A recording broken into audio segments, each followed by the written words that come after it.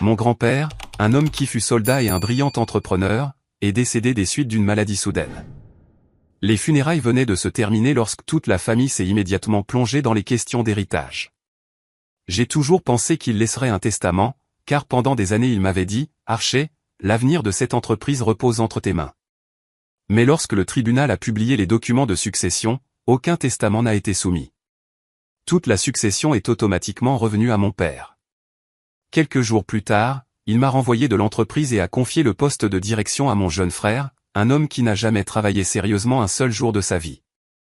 J'ai perdu à la fois la personne que j'aimais le plus et ma carrière. Mais ensuite, par une nuit pluvieuse, un inconnu est apparu. Il m'a tendu une enveloppe scellée, m'a regardé droit dans les yeux et n'a dit qu'une seule chose.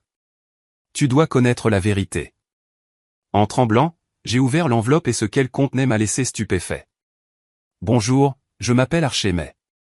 J'ai 30 ans et je vis à Denver, au Colorado, une ville moins animée que New York, mais loin de la tranquillité des petites villes.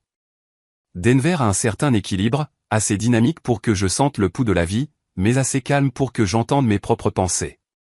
Mais pour être honnête, ma vie n'a jamais été vraiment paisible. Pas à cause de cette ville, mais à cause de ma famille. Une longue histoire compliquée, remplie d'ombres et de blessures qui ne guérissent jamais complètement. J'ai grandi dans ce que les gens pourraient appeler une famille aisée.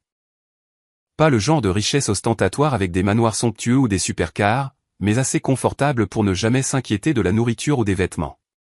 Ma famille possède une entreprise de construction et d'investissement immobilier, May & Sons. Un nom qui semble prestigieux, mais qui cache un labyrinthe de conflits à l'intérieur. L'homme qui a posé les fondations de tout cela était mon grand-père, Eugène May, un ancien soldat, un homme que j'ai toujours respecté, non seulement parce qu'il était mon grand-père, mais parce qu'il m'a appris presque tout ce que je sais sur la vie. Mon grand-père était un homme extraordinaire, grand avec une voix profonde et stable. Ses yeux portaient toujours une chaleur. Enfant, je m'asseyais à ses côtés pour écouter des histoires de son temps dans l'armée.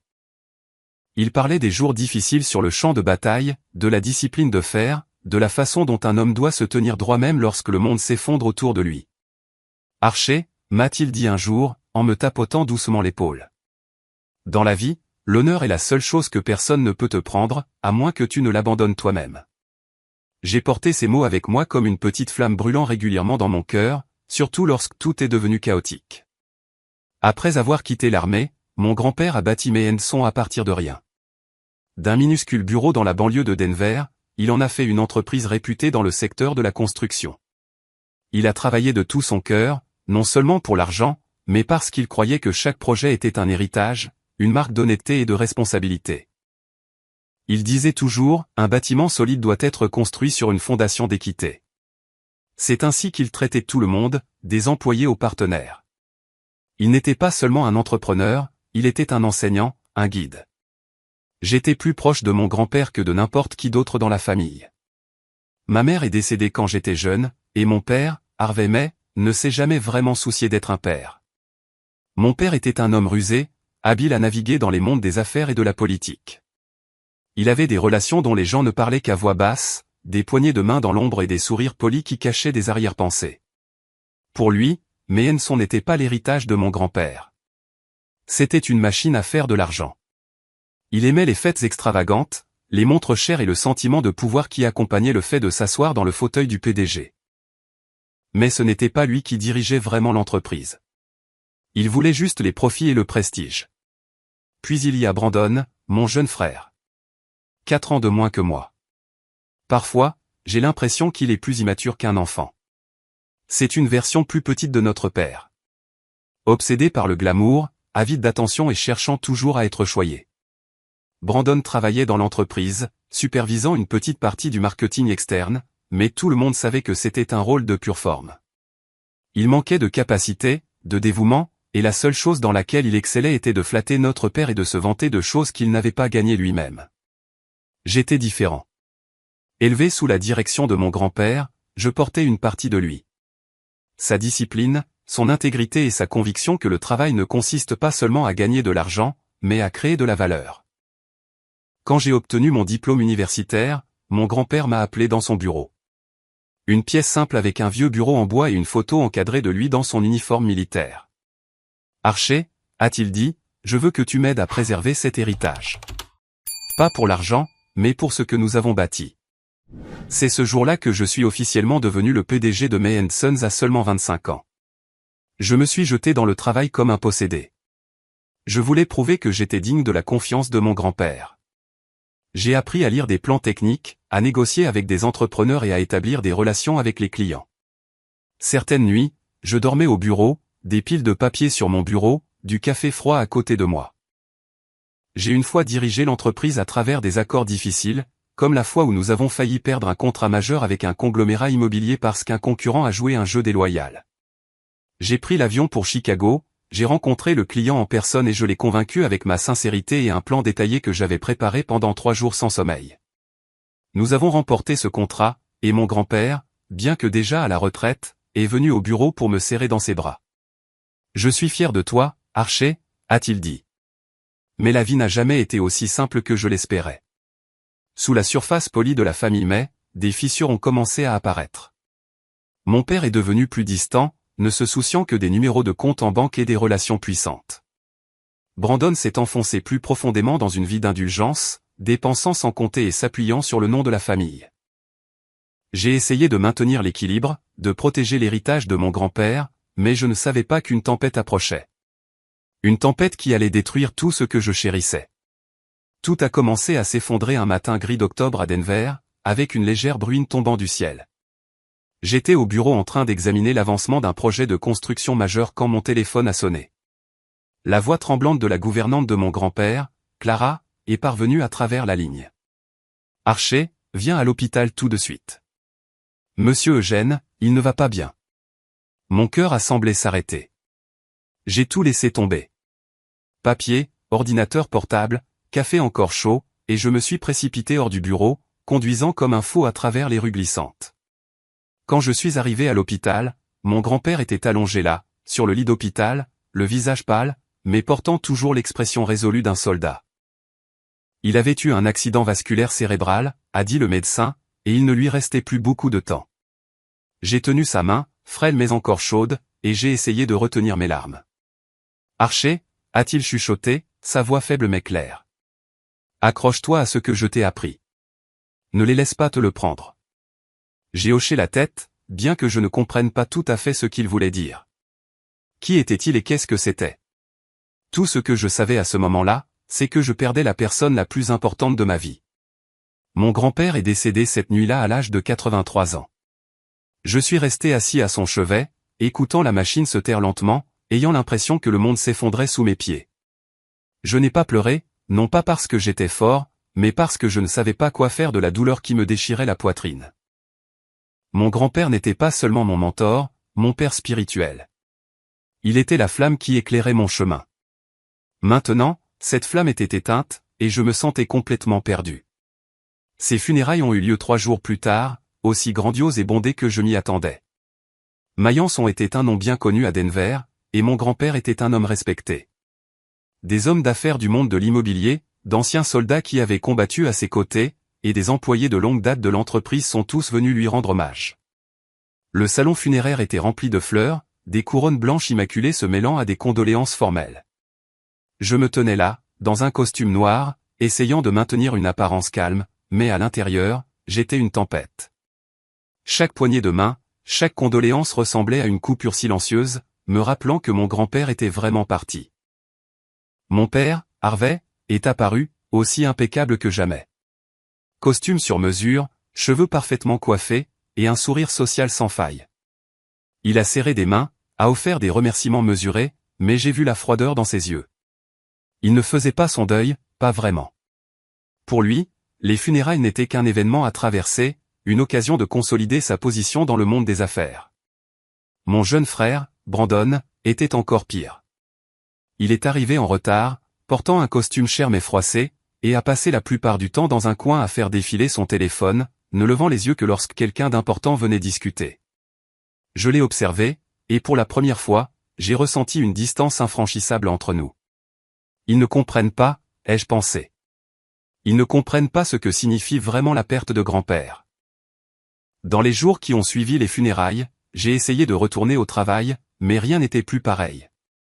Le bureau de May & Sons, autrefois ma fierté, me semblait maintenant vide. Puis est venu le jour de l'annonce du testament, une semaine après les funérailles. Je ne m'attendais pas à grand-chose, non pas que je m'en fichais, mais parce que je croyais que mon grand-père avait tout planifié. Il m'avait dit plus d'une fois que je prendrais la relève de mes Henson, non pas seulement parce que j'étais son petit-fils, mais parce qu'il me faisait confiance pour défendre ses valeurs. Archer, avait-il dit lors d'une promenade sur un chantier, je n'ai pas bâti cette entreprise pour qu'elle soit une machine à faire de l'argent. Je l'ai bâtie pour qu'elle soit un héritage, et je veux que tu sois celui qui le préserve. Je l'ai cru, j'ai cru en cette promesse, et j'ai pensé que son testament en serait le reflet. Nous nous sommes réunis au bureau de l'avocat, une pièce froide aux murs en bois sombre et à l'odeur de vieux papier. Mon père était assis à la tête de la table, exudant la confiance, comme s'il savait déjà comment les choses allaient se dérouler.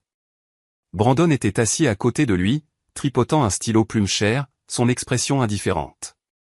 J'étais assis en face d'eux, essayant de rester calme malgré mon cœur qui battait la chamade. L'avocat de mon grand-père, Norman Pierce, un homme mince avec des lunettes épaisses et une voix sèche, est entré dans la pièce en tenant une pile de documents. Il a jeté un coup d'œil autour de lui, ses yeux rencontrant brièvement les miens, et j'ai eu un pressentiment. « Mesdames et messieurs », a commencé Norman, sa voix plate comme s'il lisait un rapport. « J'ai le regret de vous informer que monsieur Eugène May n'a pas laissé de testament. » Le sang dans mes veines a semblé gelé. Pas de testament. C'était impossible. Mon grand-père était méticuleux, discipliné, un ancien soldat qui ne laissait jamais rien au hasard. J'ai regardé mon père et le sourire narquois sur sa lèvre a envoyé un frisson dans mon dos. Brandon a levé les yeux de son stylo, ses yeux brillants comme s'il venait de gagner à la loterie. Sans testament, a poursuivi Norman. L'ensemble de la succession de monsieur Eugène sera distribué conformément à la loi à son héritier direct. Son fils, monsieur Harvey May. Mon père s'est levé, tapant une fois dans ses mains comme pour conclure une réunion réussie. Merci, Norman, a-t-il dit, sa voix dégoulinant d'autosatisfaction. Je veillerai à ce que l'héritage de mon père soit géré correctement. Il s'est tourné vers moi, son sourire dissimulant à peine son triomphe. Archer, tu as bien travaillé, mais je pense qu'il est temps que cette famille prenne une nouvelle direction. Je n'ai pas répondu. Je ne pouvais pas. Dans mon esprit, les mots de mon grand-père résonnaient. Des mots sur l'honneur, l'héritage et la vérité. Mais maintenant, il semblait être un rêve qui s'estompe. J'ai quitté le bureau de l'avocat et je suis sorti dans les rues froides de Denver, me sentant comme si j'avais perdu non seulement mon grand-père, mais tout le monde que j'avais bâti. Le lendemain, mon père a convoqué une réunion des actionnaires chez Maillançon. J'y ai assisté, bien que je savais que rien de bon ne m'attendait. Devant tout le conseil d'administration, il a annoncé qu'il prendrait le contrôle total de l'entreprise. Il a parlé d'une « nouvelle vision », de « changement nécessaire », mais je savais que tout cela n'était qu'une performance. Puis il s'est tourné vers Brandon, a posé une main sur son épaule et a déclaré que Brandon me remplacerait en tant que PDG. Il est l'avenir de cette famille, a dit mon père, sa voix remplie de fierté. Brandon a souri comme s'il venait d'être couronné. Et puis, comme un coup de poignard final, mon père m'a regardé droit dans les yeux. Archer, tu as travaillé dur, mais je pense que l'entreprise n'a plus besoin de toi. La pièce est devenue silencieuse. J'ai senti les yeux de tout le monde sur moi, un mélange de pitié et de gêne. Je voulais protester, dire que j'avais versé ma sueur et mon cœur pour maintenir mes Henson à flot pendant les moments difficiles. Que c'était l'entreprise de mon grand-père, pas la sienne. Mais je n'ai rien dit. Je me suis levé, j'ai quitté la salle de réunion et je suis sorti du bâtiment que j'avais autrefois appelé ma maison. La pluie continuait de tomber, des gouttes froides fouettant mon visage alors que je sortais dans les rues de Denver. Je n'avais ni parapluie ni manteau, juste un costume maintenant trempé. J'ai marché sans but dans des rues familières qui me semblaient maintenant étrangères. Chaque pas devenait plus lourd, comme si je portais le poids d'un monde qui venait de s'effondrer. Maillançon n'était pas seulement mon travail. C'était mon rêve. La promesse que j'avais passé ma jeunesse à accomplir. Et maintenant, il m'avait été volé par mon propre père, un homme que je pensais autrefois, malgré notre distance, être toujours de la famille. Les jours qui ont suivi se sont déroulés dans un brouillard.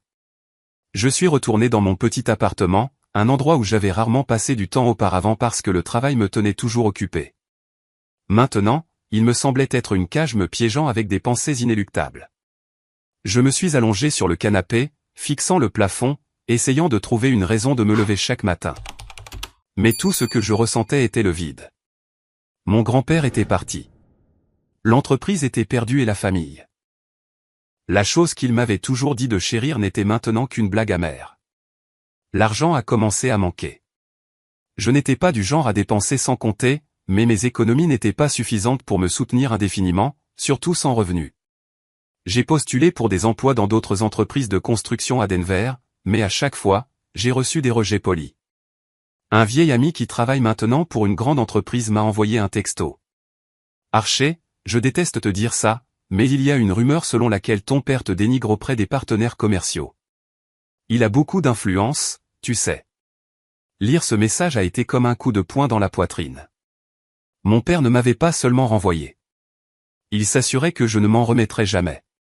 J'ai commencé à prendre des petits boulots pour m'en sortir.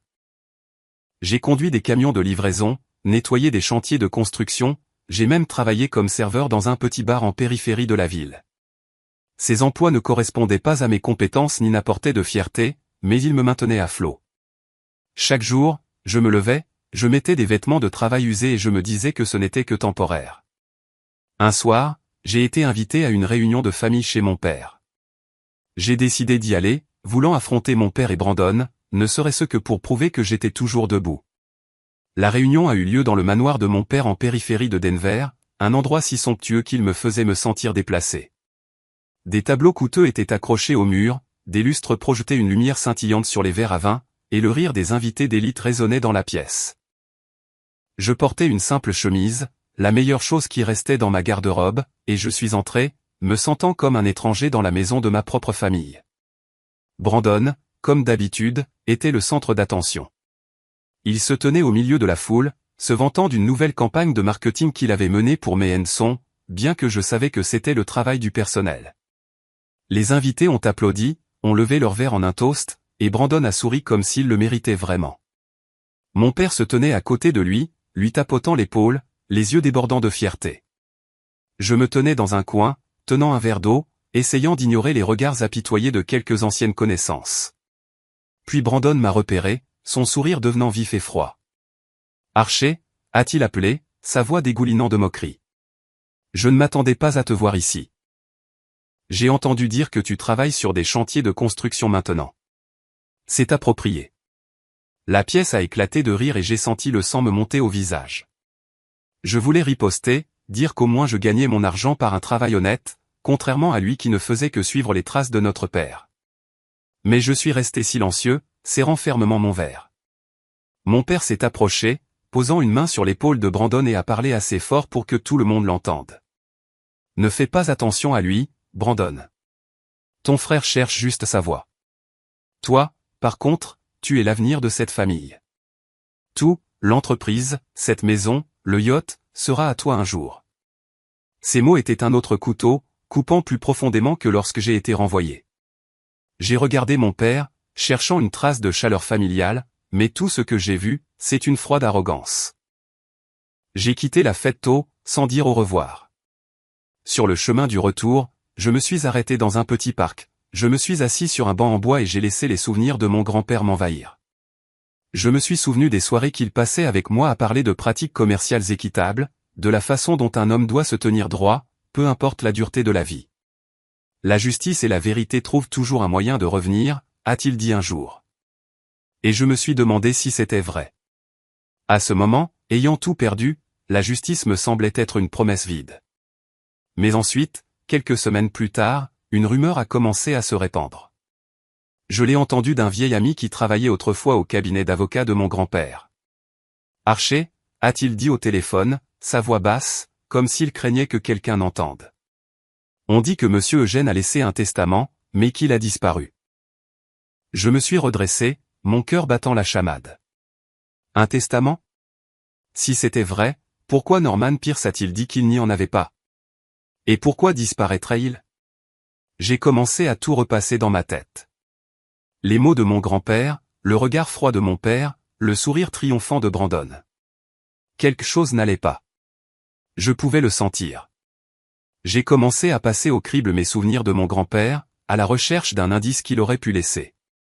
C'était un homme méticuleux. S'il avait rédigé un testament, il se serait assuré qu'il soit protégé. Je suis allé voir Clara, la seule personne de la famille en qui j'avais encore confiance. Elle m'a accueilli dans sa petite maison en périphérie de la ville où elle vivait depuis sa retraite du service de mon grand-père. Elle m'a servi une tasse de thé, ses mains tremblant avec l'âge, et m'a regardé avec des yeux inquiets. « Archer, a-t-elle dit, je ne sais pas avec certitude, mais monsieur Eugène m'a dit un jour qu'il avait l'intention de te laisser quelque chose à sa mort. Il ne faisait pas confiance à monsieur Harvey, et il craignait que les choses ne se passent pas comme il le voulait. Alors où est le testament, ai-je demandé, ma voix presque désespérée. Si grand-père avait un testament, pourquoi a-t-il disparu? Clara a secoué la tête. Je ne sais pas, mais monsieur Eugène était un homme intelligent. S'il voulait que tu aies quelque chose, il aurait trouvé un moyen de s'assurer que ça t'arrive. J'ai quitté la maison de Clara avec une faible lueur d'espoir, mais aussi un sentiment croissant de malaise. S'il y avait un testament et qu'il avait été caché, qui était derrière? Mon père, Norman Pierce, ou les deux? Je n'avais aucune preuve, aucune piste, seulement le pressentiment que l'obscurité qui enveloppait ma famille était plus profonde que je ne l'avais jamais imaginé. Cette nuit-là à Denver était plus froide que d'habitude. Le vent balayant les rues vides, transportant le froid vif de l'automne, je suis retourné à mon appartement, l'esprit en ébullition, essayant de reconstituer des fragments de souvenirs de mon grand-père, à la recherche d'un signe ou d'un indice qu'il aurait pu laisser derrière lui. Mais plus je réfléchissais, plus j'avais l'impression d'être perdu dans un labyrinthe sans issue. Les jours qui ont suivi se sont écoulés comme une ombre. J'ai continué mon travail de livraison, conduisant un vieux camion sur des routes poussiéreuses, transportant des colis que je ne prenais pas la peine de remarquer. Chaque fois que je m'arrêtais sur un chantier, je regardais les bâtiments en construction et mon cœur se serrait.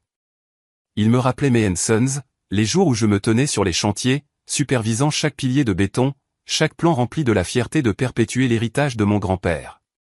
Mais ensuite, un vendredi soir, tout a changé. Je venais de terminer mon service, épuisé et trempé par une pluie soudaine en déchargeant des livraisons. Je me suis arrêté dans un petit café en périphérie de la ville, un endroit où je m'arrêtais souvent pour un café bon marché, assis à regarder le flot de la circulation. Le café était presque vide, avec seulement quelques personnes dispersées, la faible lumière jaune projetant des ombres sur les murs usés. Je me suis blotti dans un coin, sirotant un café tiède quand la porte s'est ouverte et un homme est entré. Il semblait avoir la soixantaine, grand et mince, portant un pardessus gris usé aux épaules effilochées. Ses cheveux argentés dépassaient en désordre de sous une vieille casquette de baseball, et ses yeux étaient vifs et froids, comme s'ils avaient vu trop de choses qu'il préférait oublier. Il a jeté un coup d'œil autour du café, puis s'est dirigé directement vers ma table sans hésitation. Un frisson a parcouru ma colonne vertébrale. Quelque chose chez cet homme m'a dérangé. Pas de la peur exactement, mais le sentiment qu'il portait un secret que je n'étais pas prêt à affronter. « Archer mais » a-t-il demandé, sa voix basse et rauque comme s'il n'avait parlé à personne depuis longtemps. J'ai hoché la tête, serrant fermement ma tasse de café. « Je suis Connor Marshall » a-t-il dit en tirant une chaise et en s'asseyant en face de moi. J'étais un ami d'Eugène de nos jours à l'armée. J'ai cligné des yeux, essayant de comprendre. Mon grand-père parlait rarement de ses amis de l'armée, mais je savais qu'il avait des liens profonds avec des camarades qu'il considérait comme des frères. « Vous connaissiez mon grand-père » ai-je demandé avec prudence. Connor a hoché la tête, sortant une enveloppe marron soigneusement scellée à la cire rouge de la poche de son manteau. Il l'a fait glisser sur la table, ses yeux ne quittant jamais les miens. « Ouvre-la » a-t-il dit. « Mais pas ici, à la maison, quand tu seras seul. Et sois prudent, Archer. Il y a des gens qui ne veulent pas que tu vois ce qu'il y a à l'intérieur. » J'ai fixé l'enveloppe, mon cœur battant la chamade. Elle était mince mais semblait lourde, comme si elle contenait un secret qui pourrait tout changer. « Pourquoi me donnez-vous ça » ai-je demandé en baissant la voix. « Et pourquoi maintenant » Connor a soupiré, son regard se perdant vers la fenêtre comme s'il vérifiait que personne ne regardait. « Eugène était mon frère » a-t-il dit. « On a traversé la guerre ensemble, et je lui dois la vie. Avant de mourir, il m'a confié une tâche. Il a dit que s'il lui arrivait quelque chose, je devais te trouver et te remettre ça en personne. » Un frisson m'a parcouru. « Qu'est-ce qui s'est passé » ai-je demandé, ma voix tremblant malgré mes efforts pour rester calme. Connor s'est penché en avant, sa voix pressante. Eugène ne faisait pas confiance à son avocat, Norman Pierce. Il pensait que son testament pourrait être falsifié, alors il en a fait une copie et me l'a confiée. Mais après sa mort, j'ai été traqué. Un groupe de voyous, des hommes de main, m'ont poursuivi. Ils ont menacé ma vie, m'ont dit de détruire tout ce qui était lié à Eugène. J'ai vécu dans la clandestinité, me déplaçant constamment, mais je ne pouvais pas rompre ma promesse envers lui. Ma tête tournait. Qui est derrière ça, ai-je demandé, bien qu'une partie de moi soupçonnait déjà la réponse. Connor m'a regardé droit dans les yeux. Votre père? Je n'ai pas de preuves directes, mais je le connais. Il a de l'argent, des relations et un mobile. Eugène m'a dit que Harvey n'a jamais compris la vraie valeur des fils de Mayan. Il craignait que Harvey ne détruise tout et il voulait que vous soyez celui qui protège cet héritage. J'ai serré l'enveloppe fermement, la sentant me brûler les mains. Pourquoi n'êtes-vous pas venu plus tôt, ai-je demandé, incapable de cacher ma frustration. Mon grand-père est parti depuis des mois. J'ai tout perdu. Connor a secoué la tête, ses yeux remplis de regrets. Je voulais venir plus tôt, Archer, mais j'étais surveillé. Je devais être sûr de ne pas les mener à vous. Il s'est levé, baissant sa casquette. Sois prudent, Archer. Contacte-moi si tu as besoin de moi, a-t-il répété. Les gens derrière ça ne s'arrêteront pas aux menaces.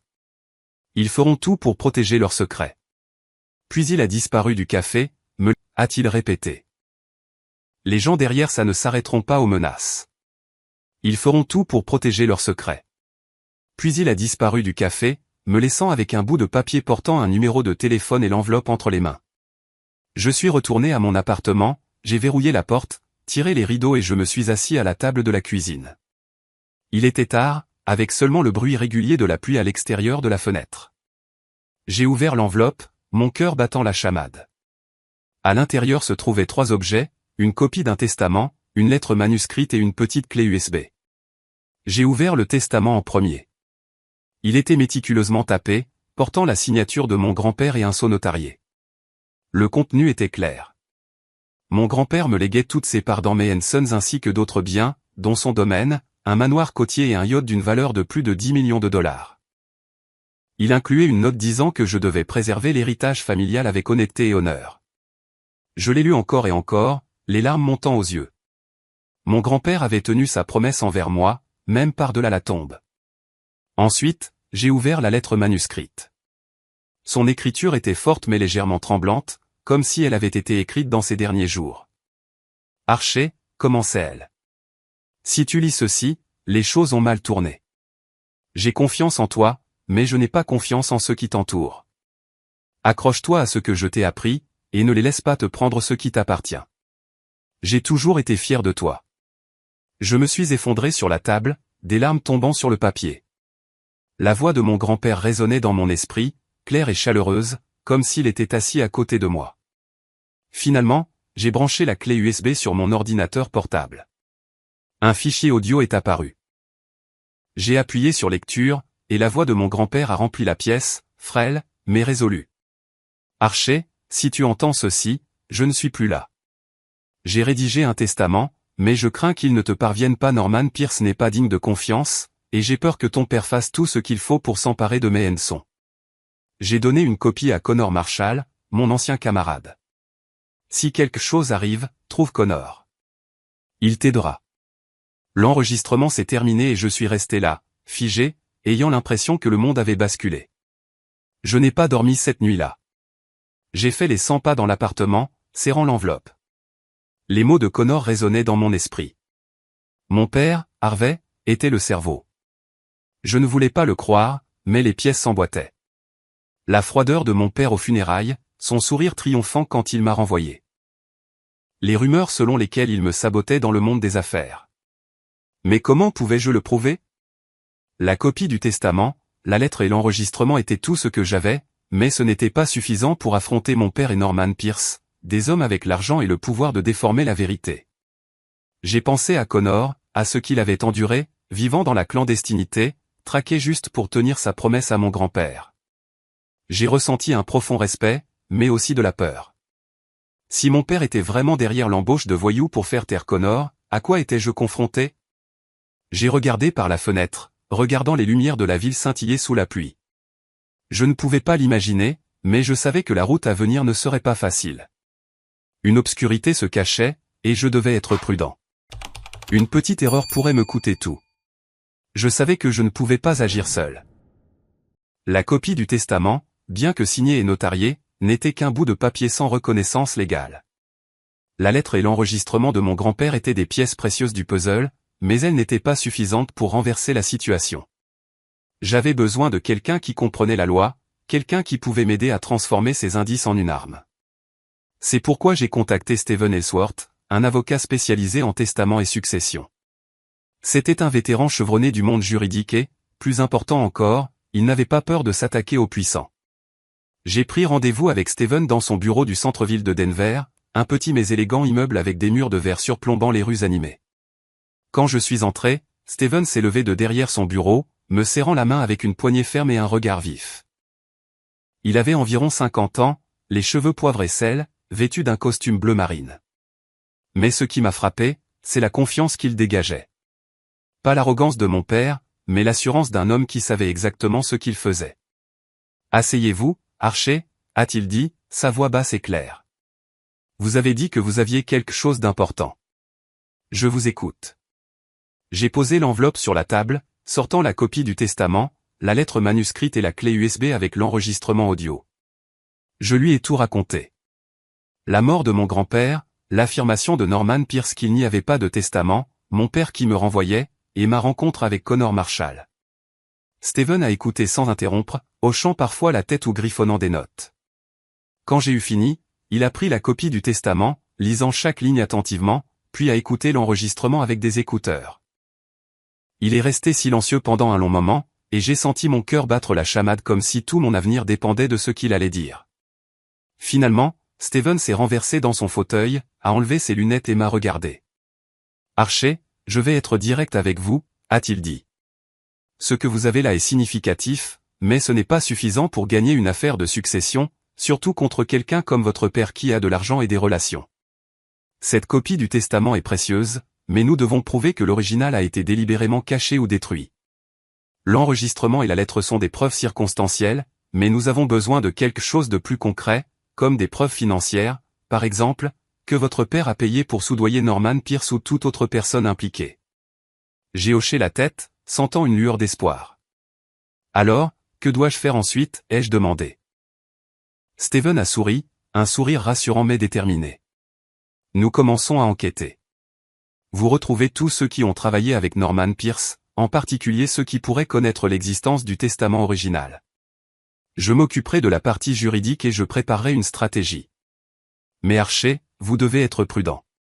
Si votre père est vraiment derrière tout ça, il ne vous laissera pas fouiner facilement. » J'ai quitté le bureau de Stephen avec l'impression d'entrevoir la lumière au bout du tunnel. Rien n'était encore résolu, mais au moins j'avais une direction, un allié. J'ai commencé par contacter une ancienne employée du cabinet d'avocats de Norman Pierce, une femme nommée Elena, qui avait été sa secrétaire pendant des années. Je la connaissais de visite au bureau avec mon grand-père, et elle avait toujours été amicale, bien que réservée.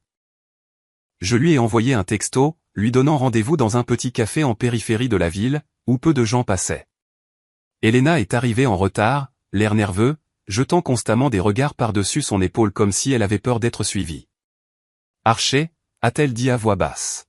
« Je ne sais pas si je devrais vous parler, mais parce que vous êtes le petit-fils d'Eugène, je vous dirai la vérité. » Elle a fait une pause, prenant une profonde inspiration. « J'ai vu le testament original, Archer. Il était conservé dans le coffre-fort de Monsieur Pierce. Je n'ai pas lu les détails, mais je sais qu'il portait la signature d'Eugène. Puis un jour, après sa mort, il a disparu. J'ai demandé à Monsieur Pierce à ce sujet, mais il m'a dit de m'en mêler, que ce n'était pas mes affaires. Mon sang a bouilli.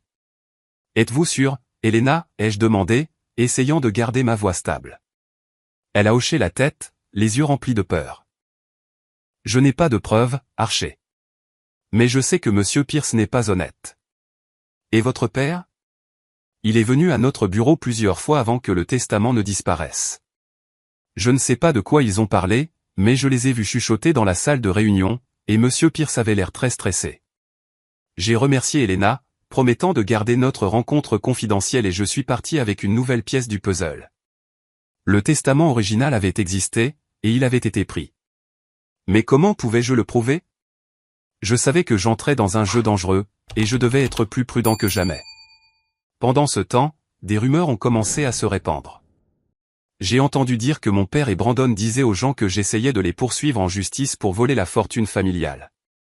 La calomnie m'a exaspéré, mais je n'étais pas surpris. Mon père était toujours habile à manipuler l'opinion publique, et Brandon, dans son nouveau rôle dans l'entreprise, se réjouissait probablement de jouer la victime. J'ai essayé de ne pas me laisser abattre. Puis, des signes troublants sont apparus. Un soir, en quittant le bar après mon service, j'ai remarqué un homme debout sous un lampadaire en face de mon appartement. Il portait un manteau noir, son visage caché sous une casquette de baseball, et il se tenait immobile. J'ai fait semblant de ne pas le remarquer, mais mon cœur s'est emballé. Quelques jours plus tard, j'ai vu une voiture noire garée près du chantier où je livrais. Le chauffeur ne quittait jamais le véhicule, mais j'ai senti ses yeux me suivre. J'ai commencé à vérifier mes portes et fenêtres tous les soirs, m'assurant qu'elles étaient bien verrouillées, mais le sentiment d'être observé ne m'a jamais quitté. J'ai appelé Connor Marshall, l'homme mystérieux qui m'avait donné l'enveloppe. Nous nous sommes donné rendez-vous dans un petit parc tôt le matin, alors que le brouillard recouvrait encore Denver. Connor est apparu l'air plus épuisé qu'auparavant, comme si les mois de clandestinité l'usaient. « On te suit, n'est-ce pas ?» a-t-il demandé dès qu'il s'est assis sur le banc à côté de moi. J'ai hoché la tête, racontant ce qui s'était passé. Connor a soupiré, ses yeux remplis d'inquiétude. « Archer, je te l'ai dit. Ton père a déjà engagé des gens pour me liquider, et il n'hésitera pas à le refaire. Tu es sur la bonne voie, mais tu dois être prudent. Ne leur fais pas savoir que tu as la copie du testament. » Un frisson m'a parcouru. J'ai besoin de preuves. Steven, mon avocat, dit que si je peux trouver des preuves financières, comme le fait que mon père a payé Norman Pierce ou les voyous, on pourrait renverser la situation. Connor a hoché la tête. Je n'ai pas de preuves directes, mais je connais Harvey. Il laisse toujours une trace, peu importe à quel point il la cache. Trouve un bon détective privé. Quelqu'un qui sait comment creuser sans se faire remarquer. J'ai suivi le conseil de Connor. Par l'intermédiaire d'un contact, j'ai contacté Jack Sheridan, un détective privé qui avait travaillé sur des affaires financières complexes.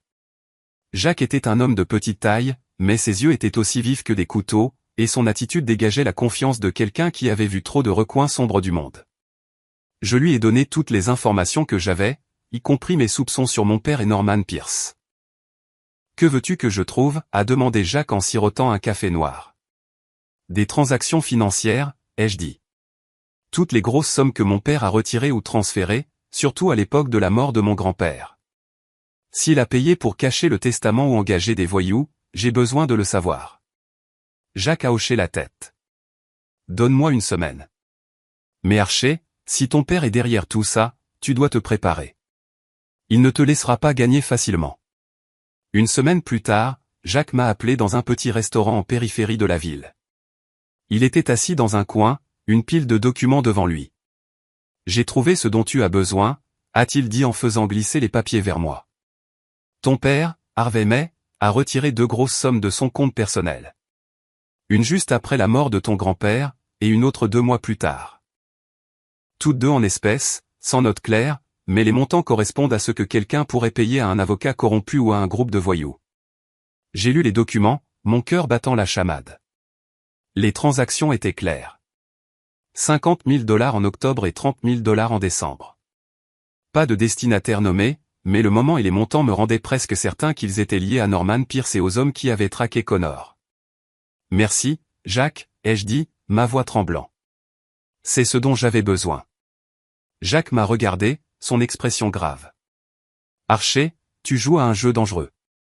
Ces transactions ne sont que le début. Si ton père sait que tu creuses, tu es dans de beaux draps. Donne ça à ton avocat et agis vite. » Je suis retourné à mon appartement, serrant les documents comme une bombe à retardement. Pour la première fois depuis des mois, je me sentais plus proche de la vérité. Mais avec cela venait une peur croissante. Si mon père était prêt à engager des voyous pour faire taire Connor, que me ferait-il? J'ai regardé par la fenêtre et je me suis dit que je ne pouvais pas m'arrêter maintenant. Pas alors que j'étais allé si loin. Un soir, en rentrant d'un service de livraison, j'ai découvert quelque chose qui m'a presque fait arrêter le cœur. Mon vieux pick-up, garé sur un parking vide près de mon appartement, avait été vandalisé. Les pneus étaient crevés, le pare-brise brisé, et quelqu'un avait gravé un message sur le capot avec un couteau. Arrête. Je suis resté là, sentant comme si le sang dans mes veines s'était gelé. Ce n'était pas un accident ou une blague d'enfant. C'était un avertissement et je savais d'où il venait. J'ai immédiatement appelé Jacques, ma voix tremblant en racontant l'incident. « Archer, tu dois quitter ton appartement pendant un certain temps », a dit Jacques au téléphone, son ton grave. Les gens qui ont fait ça ne plaisantent pas. Je vais continuer à creuser, mais tu dois être prudent. Ne sors plus seul la nuit. J'ai hoché la tête, bien qu'il ne puisse pas me voir, et j'ai raccroché. Quelques jours plus tard, une enveloppe anonyme a été glissée sous la porte de mon appartement. Je l'ai ramassée, mes mains tremblant en l'ouvrant. À l'intérieur se trouvait une seule feuille de papier avec une note manuscrite enroulée. Sois malin et quitte la ville. Pas de signature, pas de traces, mais le message était aussi clair que le jour. Mon père, ou quelqu'un travaillant pour lui, voulait que je parte, non seulement pour me dépouiller de l'héritage de mon grand-père, mais pour m'effacer complètement. Je me suis assis par terre, la note à la main, sentant une vague de colère mêlée de peur. Mais je ne pouvais pas abandonner. Pas alors que j'avais des preuves, pas alors que j'avais de l'espoir. J'ai commencé à changer mes habitudes. J'évitais les itinéraires fixes, j'ai arrêté d'aller à mon café habituel, et je regardais constamment par-dessus mon épaule chaque fois que je sortais. Mais peu importe ma prudence, je sentais toujours des yeux invisibles me regarder. Puis un soir, alors que j'étais assis dans mon appartement, serrant un café froid et fixant la pile de documents, mon téléphone a vibré. Un texto d'un numéro inconnu. Rendez-vous. 22h bar Rustinel. C'est à propos de Harvey May. Je l'ai lu encore et encore, mon cœur battant la chamade. Cela pourrait être un piège. Connor m'avait prévenu des gens qui travaillaient pour mon père, et je savais qu'il n'hésiterait pas à m'attirer dans un coin sombre.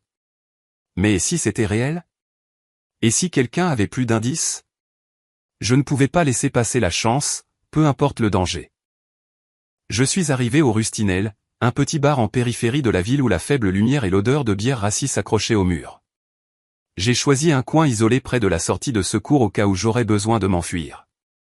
L'horloge indiquait 21h55, et je suis resté assis là, agrippant mon téléphone, les yeux fixés sur la porte. À 22h précises, une silhouette est entrée, portant un sweat à capuche baissée, dissimulant la majeure partie de son visage. J'ai resserré ma prise, prêt à bondir.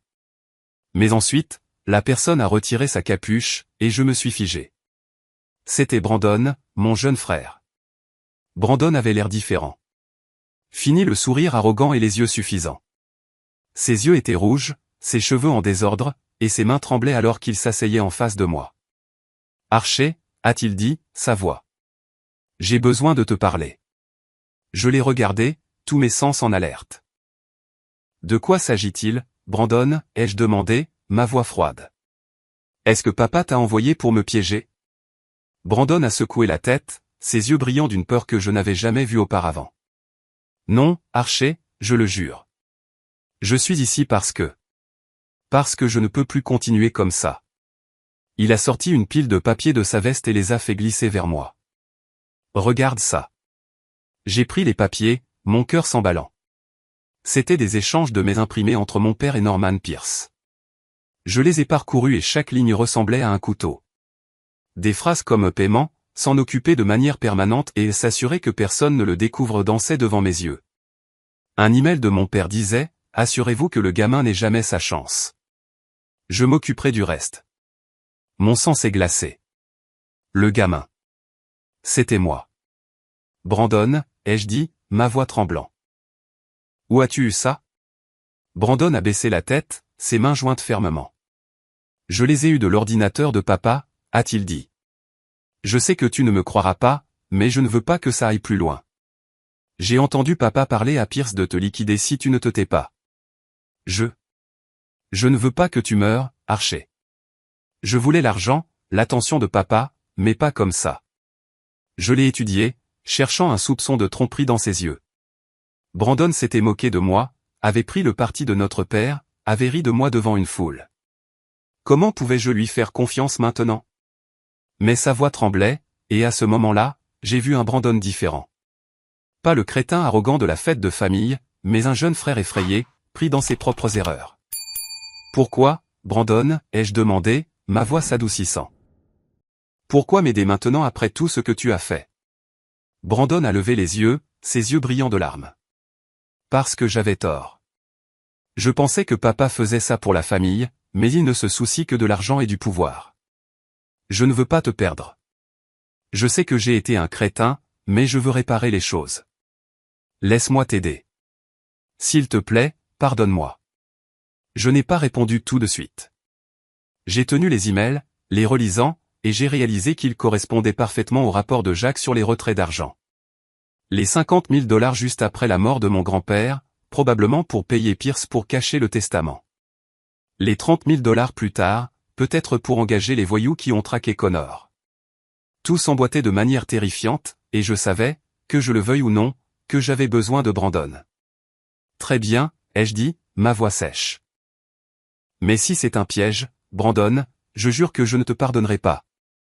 Brandon a hoché la tête, l'air soulagé, mais toujours anxieux. Je vais continuer à surveiller papa, a-t-il dit. Si je trouve d'autres preuves, je te les ferai parvenir. Mais tu dois être prudent. Papa sait que tu enquêtes, et il ne s'arrêtera pas. Nous avons quitté le bar séparément. Moi d'abord, Brandon quelques minutes plus tard. Sur le chemin du retour, je ne pouvais m'empêcher de penser à lui. Brandon était-il sincère? Ou était-ce un autre des jeux de mon père? Je n'en étais pas sûr, mais je savais que je n'avais pas le choix. Brandon m'avait peut-être trahi auparavant, mais maintenant il pourrait être le seul à pouvoir m'aider à découvrir la vérité. Le lendemain matin, j'ai rencontré Steven Ellsworth à son bureau, apportant tout ce que j'avais. La copie du testament, la lettre manuscrite de mon grand-père, la clé USB avec l'enregistrement audio, le rapport financier de Jacques et les emails de Brandon. Steven a examiné chaque document, ses yeux aussi vifs qu'un faucon. Archer, a-t-il dit en fermant le dossier. C'est assez pour que nous déposions une requête auprès du tribunal des successions. Nous demanderons la réouverture de l'affaire de succession pour suspicion de fraude. Mais vous devez comprendre que ce sera une bataille féroce. Votre père et Norman Pierce ne se laisseront pas faire. J'ai hoché la tête, ressentant un mélange de détermination et d'anxiété. Je suis prêt, ai-je dit, bien qu'une partie de moi tremblait encore. Tant que nous pouvons récupérer ce qui appartient à mon grand-père, je ferai tout ce qu'il faut. Steven a souri, un sourire confiant. Bien.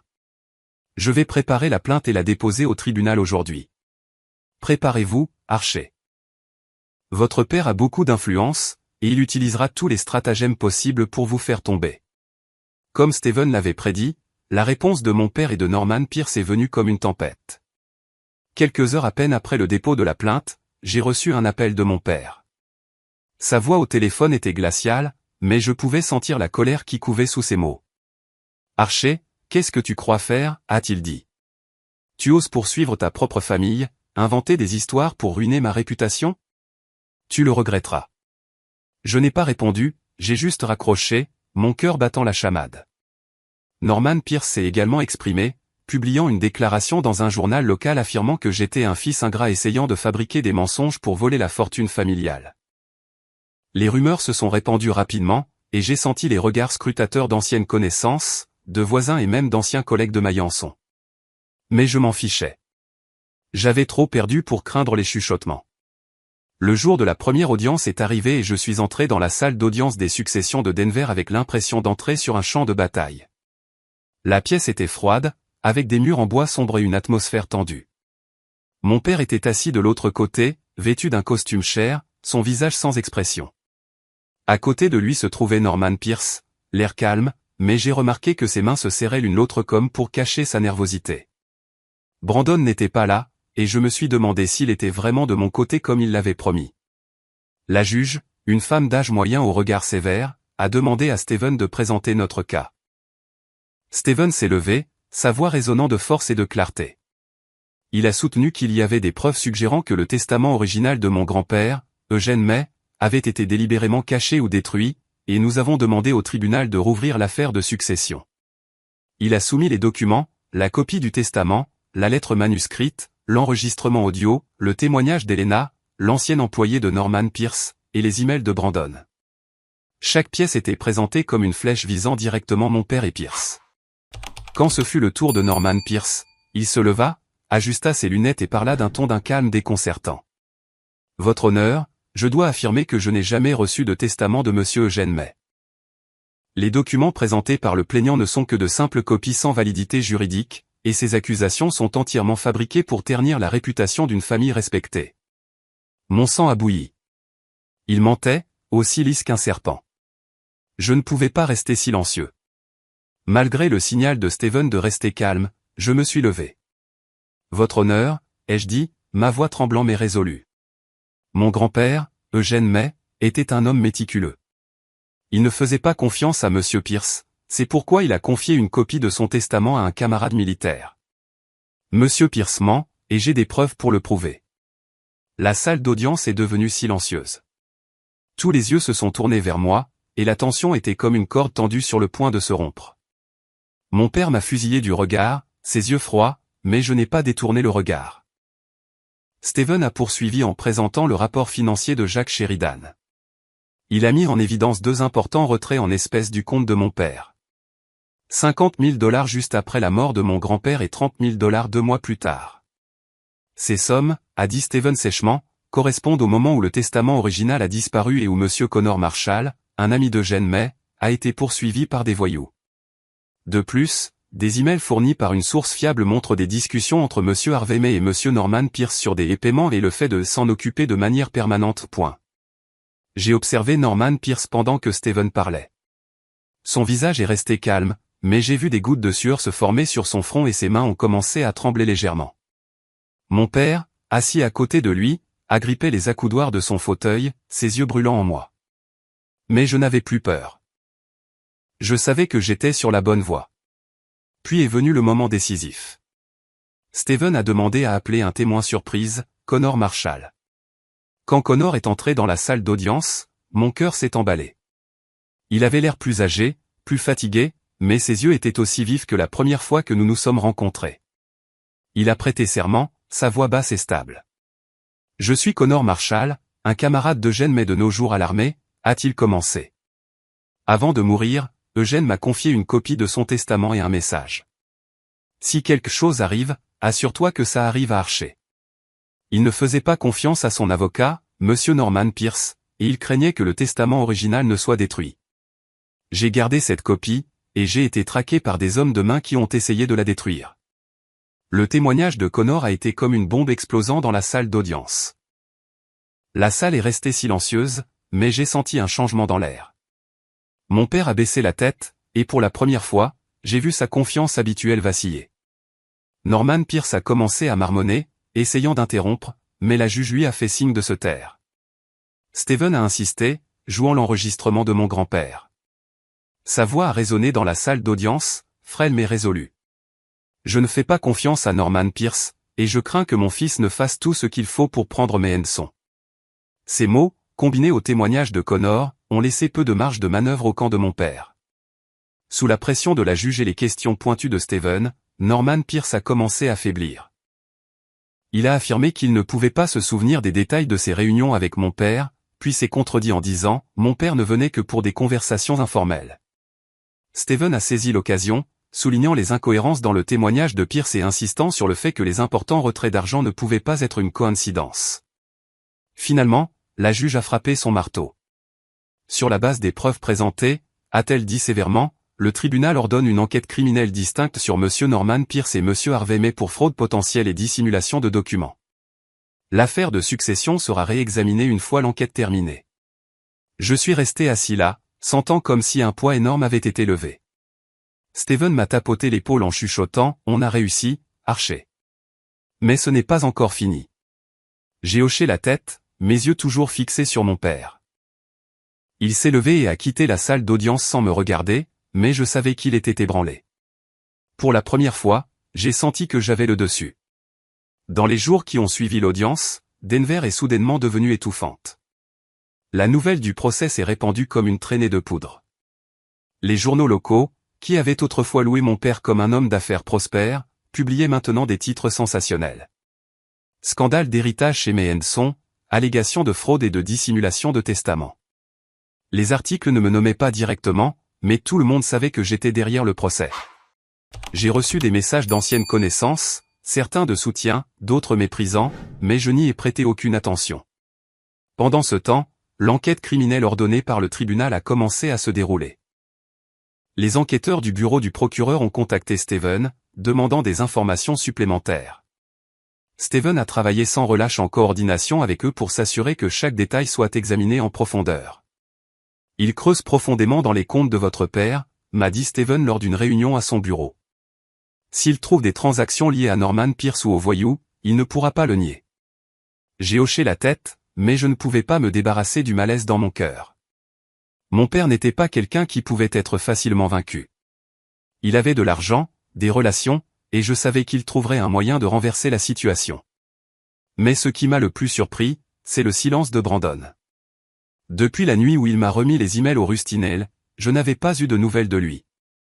J'ai envoyé des textos et appelé, mais il n'y a eu aucune réponse. Une partie de moi craignait qu'il ait changé d'avis, qu'il se soit de nouveau rangé du côté de notre père. Pourtant, une autre partie gardait l'espoir que Brandon, malgré son arrogance et son égoïsme passé, essayait vraiment de se racheter. Quelques jours plus tard, j'ai reçu un texto de lui. C'était bref. Rendez-vous au parc. 19h. J'ai hésité, mais j'y suis finalement allé, portant la lassitude qui était devenue une seconde nature. Quand je suis arrivé au parc, Brandon était assis sur un banc, l'air plus mince et plus épuisé qu'auparavant. Il s'est levé en me voyant, les yeux remplis de remords. « Archer » a-t-il dit, sa voix. J'ai entendu parler des poursuites. Je ne sais pas quoi dire. Je veux juste que tu saches que tu fais ce qu'il faut cette fois-ci. Je l'ai regardé. Tu m'as aidé, Brandon, ai-je dit. Mais pourquoi as-tu disparu? Je pensais que tu étais retourné du côté de papa. Brandon a secoué la tête, ses yeux brillants de larmes. J'avais peur, Archer. Peur que papa découvre que je t'ai donné ces emails. Mais je ne peux pas le laisser continuer comme ça. Je ne veux plus en faire partie. Il a fait une pause, prenant une profonde inspiration. Je sais que tu ne me fais pas confiance, mais je veux réparer les choses. Si tu as besoin que je témoigne au tribunal, je le ferai. Je n'ai pas répondu immédiatement. J'ai regardé Brandon et j'ai vu un jeune frère que je pensais avoir perdu. Merci, Brandon, ai-je finalement dit. Tu as fait ce qu'il fallait, et je ne l'oublierai pas. Le procès pénal a eu lieu quelques semaines plus tard. Mon père et Norman Pierce ont été accusés de fraude, de dissimulation de documents et de complot en vue de commettre un crime. Brandon, fidèle à sa parole, a témoigné, déclarant qu'il avait entendu notre père discuter avec Pierce du plan visant à cacher le testament et à engager des hommes pour intimider Connor. Son témoignage, combiné aux preuves financières et au récit de Connor, a été le coup de grâce.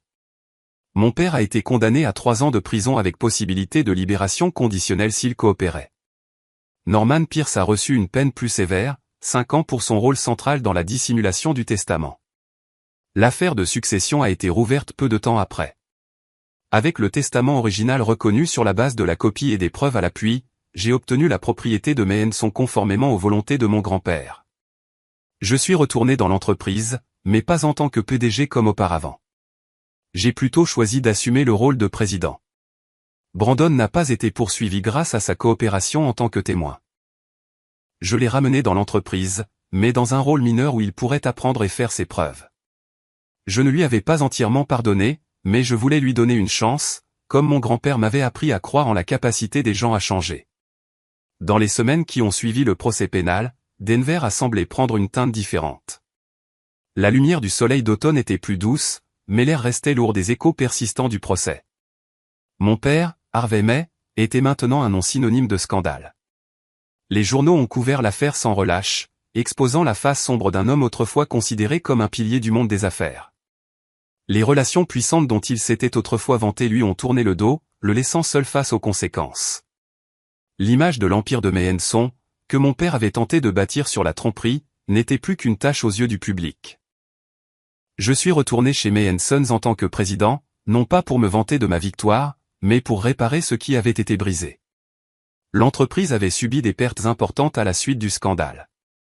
de nombreux partenaires se sont retirés, des employés chevronnés ont démissionné et le cours de l'action de l'entreprise a chuté. Mais je n'étais pas découragé.